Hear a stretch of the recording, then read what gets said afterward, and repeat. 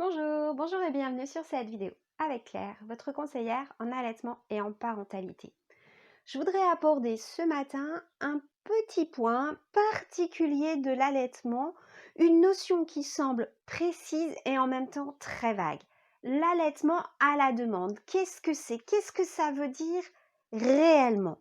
Si on revient un petit peu sur ce qui s'est passé historiquement, dans les années 60-70, les laits industriels ont vraiment pris le pas sur la façon d'alimenter un bébé et le corps médical, les médecins, la santé ont donné des règles pour nourrir les bébés au biberon et au lait industriel. Et dans ces règles, il y en avait une qui consistait à espacer les repas de façon à laisser au bébé le temps de digérer. C'est normal, le lait artificiel est moins digeste que le lait maternel et en général, les bébés ont de plus grandes quantités d'un seul coup. C'est pour ça qu'ils ne font que 4, 5 ou 6 tétés au maximum. Quand les bébés allaités en font 8, 10, voire 12, peut-être même plus certains jours. Donc c'est pour cette raison, si vous donnez trop de lait artificiel à un bébé, eh bien il va régurgiter, il va vomir, il va avoir mal au ventre, il va grossir et avoir des risques d'obésité. Donc il était tout à fait normal de mettre des règles qui étaient à peu près toutes les 3 heures. Ce qui est ennuyeux, c'est que ces règles, en fait, elles se sont transposées sur l'allaitement et qu'on a dit aux mères qui allaitaient de mettre leur bébé au sein, par exemple, toutes les 3 heures. Ce qui fait que l'enfant n'était plus nourri à chaque fois qu'il en avait besoin, mais il était nourri selon la montre. Et on s'est rendu compte que ça, ce n'était pas du tout physiologique, que ça ne correspondait pas aux besoins des bébés. Imaginez le bébé dans le ventre de sa maman, il est nourri en continu 24 heures sur 24 et ensuite pour mettre l'allaitement en route, pour que les choses démarrent, pour qu'il stimule le corps de sa maman, pour que la lactation s'enclenche, eh bien il faut qu'il puisse aller au sein chaque fois qu'il en ressent le besoin.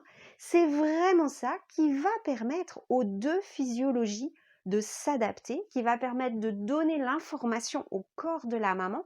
Il faut fabriquer plus de lait pour nourrir ce bébé. Ce bébé a faim. Et c'est pour ça qu'est apparue cette notion de nourrir le bébé à la demande. Mais là encore, c'est une notion qui est assez vague et assez floue. Et dans l'imaginaire de beaucoup de personnes, la demande du bébé signifie les pleurs. Or, on sait aujourd'hui que lorsqu'un bébé pleure, il est parfois déjà trop tard, il a trop faim, il va se jeter sur le sein, pas forcément s'y prendre très bien, pas forcément obtenir tout le lait qu'il pourrait obtenir. Et puis, certains bébés vont être fatigués à pleurer et du coup n'auront plus d'énergie pour téter. D'autres bébés pleurent beaucoup pour de multiples raisons. Un bébé pleure parce qu'il a mal au ventre, un bébé pleure parce qu'il est traversé par une émotion, un bébé pleure parce qu'il a froid, parce qu'il a faim, parce que sa couche le gratte. Il existe une multitude de raisons pour lesquelles un bébé pleure. Et donc, le pleur n'est pas une demande de tétée. Les demandes de tétée arrivent bien avant, avec des petits signes qui sont fins, mais qui sont très intéressants à avoir repérés. Des petits signes de bouche, par exemple. Et puis, on a des bébés qui restent couchés dans leur lit, qui se satisfont de tétouiller leur langue ou leur sucette ou leur pouce et qui ne vont pas demander à téter par des pleurs. Et ces bébés-là peuvent se mettre en économie d'énergie. Donc, vous avez le droit, vous aussi, en tant que maman, de penser qu'il est temps que votre bébé tète parce que vous sentez votre poitrine qui a besoin que bébé tète, ou parce que vous vous rendez compte que ça fait un grand moment que bébé dort, surtout en journée, et vous avez complètement le droit de lui proposer à téter. Réveillez-le doucement, prenez le contre vous, approchez-le du sein, de façon à lui donner envie de se réveiller et de téter. Voilà ce que j'avais envie de partager aujourd'hui sur cette notion de à la demande. À la demande, ça ne signifie pas aux pleurs du bébé. À la demande, ça ne signifie pas en fonction de la montre. À la demande, c'est vraiment un contexte global d'observation fine de votre bébé, de ressenti de ce qu'il peut être et vouloir, de façon à lui apporter à téter à chaque fois qu'il en a besoin.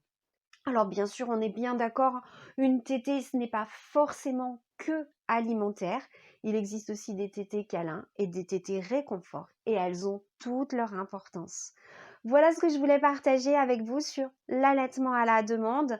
J'espère que je vous ai été utile. Vous pouvez cliquer sur j'aime.